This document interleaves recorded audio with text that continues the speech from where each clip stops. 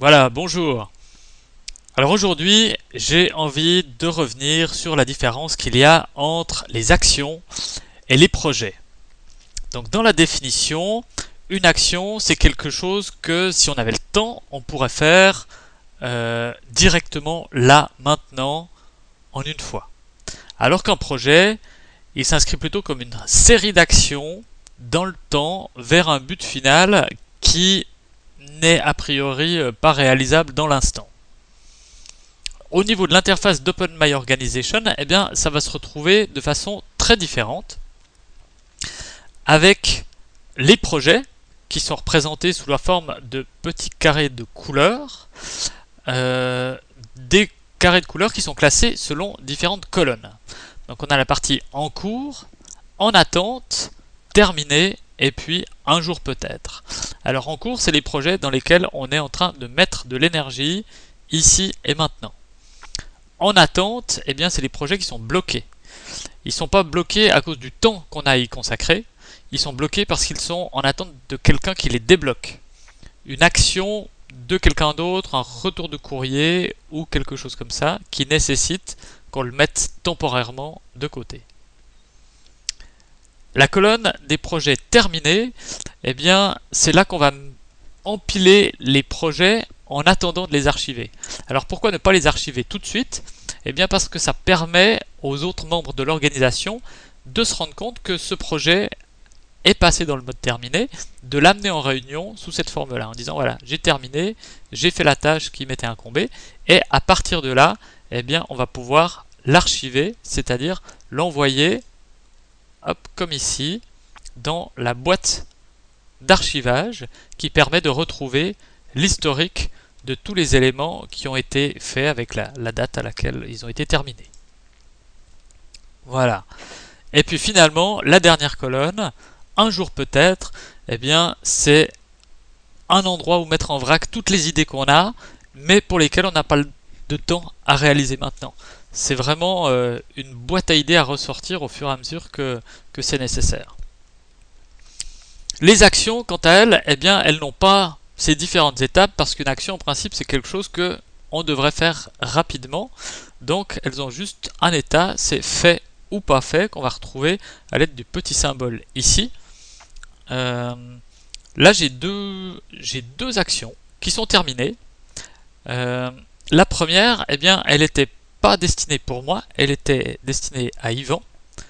C'est pour m'informer, en fait, parce que c'est moi qui l'ai créé, et donc je veux être informé de l'état de la tâche. Et puis la deuxième, eh bien, elle a été créée pour le rôle animateur, et elle a été terminée aussi. Donc une fois que ces tâches ont été terminées, c'est à moi de décider si je veux les archiver et les supprimer. Voilà. Si j'en prends une autre, voilà. Cette tâche-là a été créée par moi-même pour Yvan et ben, c'est la même que l'autre. Donc je sais qu'il a rempli cette tâche-là et donc du coup, je peux aussi l'archiver. On va retrouver aussi des actions à l'intérieur des projets. Hein. Par exemple, ici, pardon, je refais plus lentement. Ici, j'ai un projet qui a un petit indicateur. Il y a 12 actions à compléter sur un total de 12. Donc il y a beaucoup de travail à faire et ça n'a pas été commencé. Ici, j'ai 0 action sur 0. C'est-à-dire que je n'ai pas pris pour ce projet le temps d'écrire des actions. Alors c'est un signal d'alarme parce que ça peut souligner le fait que je ne sais pas comment commencer. Il est assez sain d'avoir toujours au moins une action qui est le prochain pas à faire pour évoluer dans le projet. Voilà. Et ici, je vais me retrouver avec toute une liste d'actions qui concernent ce projet en particulier et qui peut me servir de checklist pour avancer. Une autre différence entre les projets et les actions, eh bien, c'est qu'on ne va pas revenir sur les actions en réunion. Si j'ouvre l'interface de la réunion, hein, dans laquelle je vais saisir les tensions et enregistrer le PV de la réunion, eh bien, j'ai accès à un certain nombre d'informations comme la liste des rôles, la liste des politiques, des checklists, des indicateurs et des projets, mais cette liste de projets a été épurée de façon à n'afficher que les projets. Donc, quand lors d'une réunion, vous créez une action, seule la personne qui a créé cette action pourra, et la personne qui en est le destinataire bien sûr, pourra la suivre, mais le point ne sera pas ramené en réunion.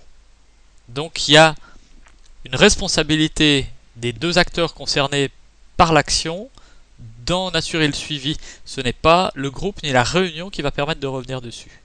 Alors que si on crée un projet, eh bien le processus fait qu'à chaque réunion, on reviendra faire le détail des projets et ça permettra de savoir est-ce que ça a avancé, est-ce que ça n'a pas avancé, et la mise à jour se fera à ce moment-là aussi.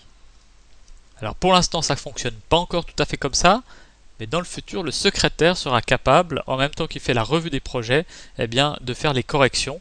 Pour l'instant cette mise à jour, elle devrait être, et d'ailleurs elle devrait toujours être, faite par les membres de l'organisation avant les réunions. Ça s'appelle la revue de la semaine, hein, la revue des projets et des rôles, et ça devrait être effectué avant les réunions pour gagner du temps pendant cette dernière. Voilà, j'espère que ça éclaircit un petit peu la différence entre les actions et les projets, et je reviendrai sur ce point-là une fois que l'interface aura été complétée dans ce sens-là. Belle fin de journée!